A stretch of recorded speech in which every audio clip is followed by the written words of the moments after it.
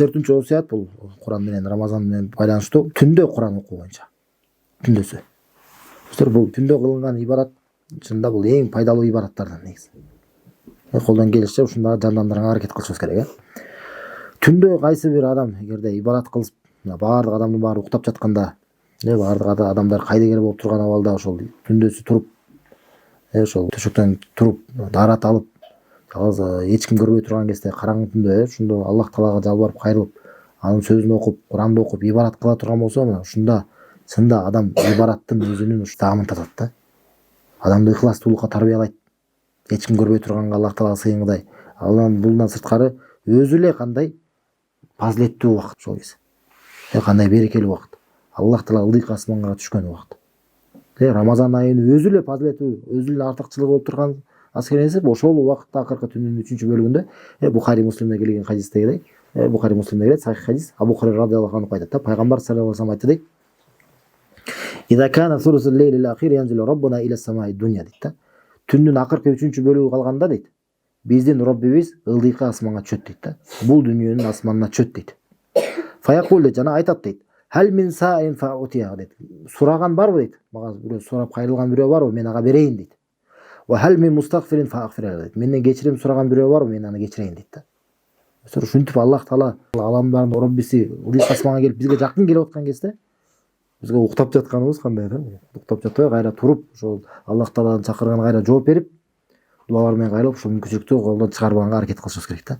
Эми өзгөчө Рамазанда бул жеңилирээк болот. Анысы деле Оозбектинге турабыз да. Ошо Оозбектинге чейин деле мисалы бир канча бир убакыт болобу, 10 мүнөт болобу, 20 мүнөт болобу, кичине бир 2 рекеттен болобу, 4 рекет болобу, ушинтип окуп койсок жакшы да. 2 рекеттен кылып, ушу тахажжуд намазын окуп, Куранды окуп, Аллах Таала дуалары менен кайрылган бул чоң, бул улуу нафил ибадаттардан да. Эми өзгөчө ошо дуаларга дагы, дуалар көптөгөн ар кандай көйгөйлөр болот адам жашоосунда. Бир нерсени Аллах Тааладан сурагысы келет, мына ошол кээ бир адамдар проблемалары болот, кыйынчылыктары болот. Анан айтасың да, дуа кыл дейсиң да. Бирок чынында эле сураш керек да, чынында эле сен дуа кылдыңбы депчи. Кээ бир адамдар проблема болот, Аллах Тааладан жардам берүүсүн каалайт, бирок сөзүбүзгө суроо берели да. Мен чынында эле Аллах Таалага мен жалбарып кайрылдымбы депчи. Эгерде ушул проблемам чечилишин каалай турган болсом, анда мен түндө тахажжудка туруп сурайт элем. Намаздарымда Аллахка кайрылып сурайт элем. Ушинтип сурадыкпы чынында элечи? Көрсөңөр, мына кайсы айтылып атпайбы? Менден сурай турган бирөө барбы? Мен ага берейин дейт да. Көрсөңөр, ушундай колдон келишинче ушул дуанын жооп болушуна себептерди карманышыбыз керек да. Бул дагы ошонун бир жолдорунун бири да, субхана. 5-чи алымдардын насааттарынан бул Рамазан айындагы таравих намаздар. Таравих намаздар тууралуу. Буга мына ушул таравих намаздары дагы көрсөңөр өзү Куран үчүн да. Куранды угушубуз үчүн. Бардык эле адамдар Куранды окуй албагандар бар да. Куранды окуй албаган мусулман үчүн бул айып болуш керек да негизи. Уят. Мусулман болуп туруп Аллахтын сөзүн Куранды окуй албаса. Бул деген чоң айып да негизи. Ошондо анан ошондой эгерде ким окуй албаса, же окугандарга деле бул таравихте дагы Куранды угуу бул дагы чоң пайдалардан да, чоң пайдалардан. Яны жамаат менен эгерде мисалы адам жалгыз окуп, толугу менен Куранды окуп чыга алышы мүмкүн эмес да. Мисалы кээ бир адамдар окуй албашы мүмкүн. Бирок жок дегенде Куранды толугу окуп чыкса болот да. Таравихтерди калтырбай, эгер башынан аягына чейин катышып жүргөн болсо, алхамдулилlah кээ бир мечиттерде ушундай кылышат, толугу менен таравих намаздарында Куранды окуп чыгышат. Анан чоң каталардан кээ бир адамдар парз намазга келишпейт, бирок таравихке барышат да. Таравих бул нафил. Ага барбай койсо адам күнөө албайт. Бирок парз намаз бул милдет. Парз намазды калтырган бул чоң күнөө. Чоң күнөө. Ошондон парз намаз бунун собу да көбүрөөк. Артыкчылыгы да көбүрөөк. Пайгамбар саллаллаху алейхи ва саллям хадисте айткандай, Аллах Таала айтты дейт, хадис кутсиде, "Ма тақарраба илей абди бишейин илей мимма фтарату алейхи." Менин пендем дейт. Мен ага парз кылган нерселерден дагы мага сүйкүмдүүрөөк болгон эч бир нерсе менен мага жакындай албайт деген да. Аллах Таала парз кылган нерселер менен биз Аллах Таалага жакындаганыбыз бул эң Аллахка сүйкүмдүү нерселер. Парз кылган нерселерге эч бир дагы нафил ибадат тең боло албайт. Бул Аллахка эң жакындай турган нерселер Аллах Таала парз кылган нерселер да. Ошонун арасында бул парз 5 болгон парз намаздар. Ушул берки таравихтен дагы алдын ушул коюлуш керек. Мисалы кайсы бир адам билсе, мен азыр түнү бою таравих окуп чыксам, эртең менен багымда уктап калам дей турган болсо, бул адамга эмне керек? Ал укташ керек. таравихти окубай эле анда барып укташ керек эртең менен багымдаттан калбаш үчүн. Багымдаттын артыкчылыгы өйдө турат да. Түнү бою 20 ракет толугу менен ошончо канча бир саат тургандан көрүп барып 5 мүнөттө багымдат намазын турганы ошонун соолу чоңураак да. Ошонун соолу чоңураак. Муну дагы эскертип жүрүшүбүз керек да. Кээ бир адамдар ушу 5 мал намазды окубайт, бирок таравихти окушат да, субханалла.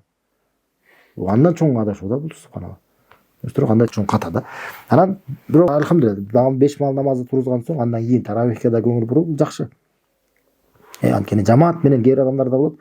Жамаат менен ибадатты кылса өзүндө бир ондайдыр бир активность сезет да, өзүнө ошого умтулууну сезет. Жалгыз кыла албайт, кээ ушундай болот да, адам жалгыз болсо жалкоолонот. Ар кайсы нерсеге алаксыйт. Жамаат менен кылса көп нерсени кыла алат да. Бул дагы пайдалардан да. Мында дагы көрсөң, мисалы канча узакка туруп намаз окуйт, жакшы ушул канча деген соопторго жетет, Куранды угат. Куранды угуу дагы өзү ибадат. Өзү дагы өзүнчө ибадат. Буга дагы көңүл бурушубуз керек да. Куранды уккан дагы ибадат. Түнтө анткени Куранда көп аяттарда карасаңыздар, айтылат да, биз Куранды уктук деп айтылат, момундар тууралуу. Биз Куранды уктук деп. Сами'на ва атана, биз уктук жана баш ийдик деп айтылат. Көрсөтөр, Куранды укканга дагы Аллах Таала үгүттөгөн да. Үгүттөгөн. Көрсөтөр, ошондо Куранды угуу дагы бул ибадат. Сондықтан таравихтерде турганда Куранды укканыбыз, бул дагы өзүнчө ибадат катары сезишибиз керек. Толук окуп чыккан болсом дагы, бирок толук Куранды угуп чыктым дегендей болчу. Алхамдулилла, мисалы таравихте окуп аткан карылар, коюлган имамдар, алар дагы так окушат, алхамдулилла. Так окуган угат адам. Мындай бар да, кээ бир адамдар ошол таравихке коюлган кээ бир имамдарды айыптагандар бар да, сын таккандар бар да. Бул андай окуйт экен, бул мындай окуйт экен, үнү мындай экен, ушундайдан алыс болушубуз керек да, айыптаганданчы. Анткени ошол карылар окуп аткандардын биринчиден алардын өзүнүн фазилети бар, артыкчылыгы бар. Ошо Куранды толук жаттап чыгуу дагы бул деген чоң мээнет. Субханалла, пайгамбар саллаллаху алейхи хадисте айткандай, Аллахты урматтоодон дейт. Бул аксакал, чачы агарган, сакалы агарган мусулманды урматтоо дейт. Бул Аллахты урматтоодон дейт. Ошондой эле Куранды көтөрүп жүргөн дейт да. Мындайча Куранды жатка билген, Курандын маанилерин түшүнгөн. Мындайча алым да. Алым жөн Куранды түшүнбөй эле эмес, Куранды жаттаган дейт да. Ал маанилерин түшүнөбөйт. Ушундай алымды дагы урматтоо, бул дагы Аллахты урматтоого кирет деген да. Ошондон аркелерди, таравих намазын окуп берип аткандарды биз урматтап сыйлашыбыз керек. Жана аларга сынтак баш керек. Мисалы кайсы бир адамга анын үнү жакпай аткан болсо, сага жакпай атса, башкага жагып атат. Ушундой болушу мүмкүн да. Мүмкүн ошол жагып аткан адам күндөсү ошол мечитке келип окуп, ошондон өзү пайда алып, Курандан таасир этип жүрөт. Сен барып турага бир сөз айтып койдуң да. Мындай окуйт экен деп койдуң да. Үнү мындай экен деп койдуң. Болду, андан кийин ошондон баштап болду келбей калышы мүмкүн да. Ошондон чоң жакшылыктан кайтарып калышыбыз мүмкүн да.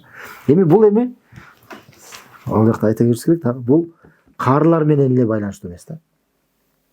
Бул жалпысынан эле аалымдар менен дагы. Динге чакыруучулар, устаздар тууралуу, шейхтер тууралуу да. Шейхтерге дагы биз ахли сунна жолунда жүргөн, динге чакыруучуларга да биз сынтак башыбыз керек да. Айыптабашыбыз керек. Жанагы хадис буларга эң биринчи тиешелүү. Бул ким? Аларды урматтоо, ээлерин урматтоо, бул Аллахты урматтоого кирет. Аллахты урматтоого кирет. Аларды айыптабай. Жөнөкөй бир мусулманга гыйбат кылганга караганда, бир андай динге чакырып жүргөн бир мусулманды, бир алымды, ошол динге чакырып жүргөн бир илим алуучуну айыптаган, аны ушактаган, бул андан көп эсе чоң күнөө болуп эсептелет да. Берки жөнөкөй эле мусулманды айыптаган, бул анын этин жегендик. Гыйбат кандай улуу күнөө, субханалла. Эгер бир алымды айыптаган, бул уланган этти жегендик. Уланган этти жесең эмне болосуң? Сөзсүз өлөсүң да, адашасың деген маани. Бул жөн эле бир мусулманды айыптаган жок да, бул динге чакырып аткан. Бул ошону айыптоо менен, аны айыптоо менен бул динге зыян келтирип аткан болот. Анткени аны айыптап, аны жамандаса, ал менен бирге эмне болот? Ошол динге чакыруу ишине залакасын тийгизип атат. Кийин адамдар аны укпай калышы мүмкүн. Дин жайылбай калышы мүмкүн. Бул жөн эле мусулманды айыптап аткан жери жок да. Анан кээ бирлер бар да, мисалычы, баланча устаз анын сүйлөгөнү жакпайт. Ал тез сүйлөйт, ал жай сүйлөйт, ал катуу сүйлөйт, ал акырын сүйлөйт, ал узак жооп берет, ал кыска жооп берет деп ушундай сөздөр менен, ушундай нерселерден айыптагандар бар да. Мына ушул дагы чоң каталардан. Мына ушундан сак болушубуз керек. Эгерде сага анын сүйлөгөнү жакпай атса, мүмкүн башкага так ошону сүйлөгөнү ошол жагып аткандыр. Сага аны кыска жооп берген же узун жооп берген сага жакпай атса, мүмкүн башкага так ошонусу жагып аткандыр. Сага ал жакпай атса, сен башкасын кой бер. көрсөңүздөр. Эгерде башка бирөө жакпайса ал буну уга берет. Ошондой болгон дин жайыла берет да. Дин жайыла берет. Мисалы чоң алымдар деле ошондой да. Ошондой болот. Эгер бирөөсү мисалы жакпайса түшүндүргөн башканы угуя бересиң. Бирок аны айыптаба да. Бирок аны айыптабаш керек да. Башкаларды да ошо жакшылыктан тосуп салбаш үчүн. Эми бул Куран боюнча дагы ушундай түшүнүктүү бул. Анан өзгөчө мына Куранды ошол угуп атканда дагы Куранды угуу менен адамдарга таасир этет да. Жөн эле окугандан көрүп, кээ бир адамдарга уккан көбүрөөк пайдалуу болот да. Укканда көбүрөөк пайда алат да. Субханалла. Бул дагы өтө маанилүү да. Анан негизи эми бул таравихте болбосо деле негизи эле мисалы альхамдулилля мына Куран интернетте запистер бар да. Чоң дүйнөлүк каарылардынчы, имамдардын, ошо Аль-Харам мечитиндеги, Мединадагы чоң имамдардын запистери, ошолор деле угуп жүрүү жакшы. Дайыма угуп жүрүү. Альхамдулилля азыр мисалы ошол видеолор дагы чыккан, мисалы Куран болот, бер жагында котормосу менен дагы болот. Ошол дагы сон.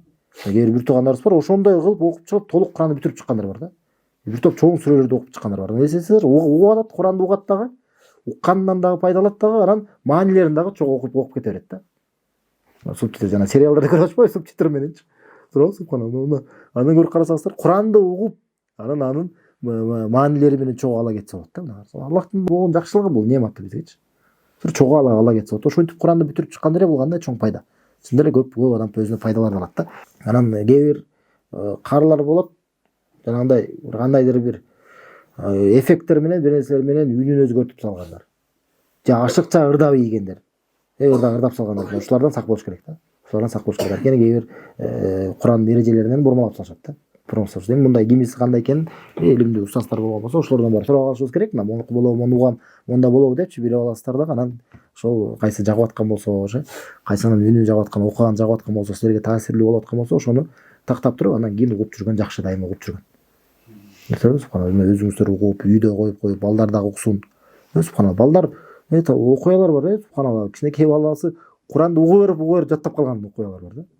Кичинесинен баштап дайыма үйүндө коюп коюшчу экен, аял тиги анын энеси дайыма Куран окуп жүрө берчү экен. Канча жашка жеткенден кийин кичинекей бала эле ошо жаттап калган учурлар бар да. Куранды толук жаттап калгандар, субханалла. Бул дагы чоң жакшылык. Буга биз кайдыгер карабашыбыз керек, Куранды угууга. Куран угууга. Бул өзгөчө эми ошол Куранды окуп аткандарга, имамдарга дагы алымдардын насааты өзүбүзгө деле да эскертүү. Эми таравих намазында билесиздер да, Куран окулат. Жана эр мечиттерде таравихтин аягында кунут дуасы окулат, Анан кээ бир жактарда узакка чейин окулат да. Бул дуаны тажвид эрежелерине Куранга окшоштуруп антип окуган бул туура эмес, бул ката, сүннөткө каршы. Андай болбош керек да. Анткени сырттан чыкчу турган адам аны Куран деп ойлоп алышы мүмкүн да. Көздөр Курандын эрежелерине салып, Куранга окшоштуруп антип дуа айтпаш керек. Андан сак болуш керек. Бул өзү сүннөткө каршы окуат. Жана кээ бирлер бар, ушул дагы каталардан дуаны ошону окуп атканда ушунчалык таасирлүү кылып дуа айтышат. Өздөрү ыйлашат, артынагыларды ыйлатат. Şu duadan аябай таасирлетет да. Мындай көрөсүздөр да, чын эле дуа кылып атканда өзү ыйлайт, артындагылардын баары ыйлайт, таасирленишет. Бирок ага чейин Аллахтын сөзүн окуп аткан антип таасирленген эмес да. Көрөсүздөр, ушул дагы ошо каталардан да, мындан дагы алымдар кайтарат. Аллахтын сөзүн ошондой кылып окуш керек эле. Аллахтын сөзүнөн өзү таасирленип, артындагылар таасирленткендей кылып окуш керек эле. Көрөсүздөр, азап жактары келет, ошо үнүнөн сезилгидей болуп. Кандай бир Аллахтын уадалары бейиш туруп айтып атканда ошону кайда сүйүнгөндөй кылып үнүнөн сезилгидей болуп. Ушундай окуй турганда мына ушул Аллахтын сөзү адамдарга таасирлүү болгонго көбүрөөк татыктуу эле да. Ошого таасирленип адамдар ыйлагангачы. Анан дуага келгенде анан тескери кылышат да, субханалла. Анан кээ бир адамдар бар, так ушул дуаны күтүшөт да. Так дуаны күтүшөт. Андай болбош керек эле. Максат Куранды окуш керек эле. Бардык нерседен артык болуш керек.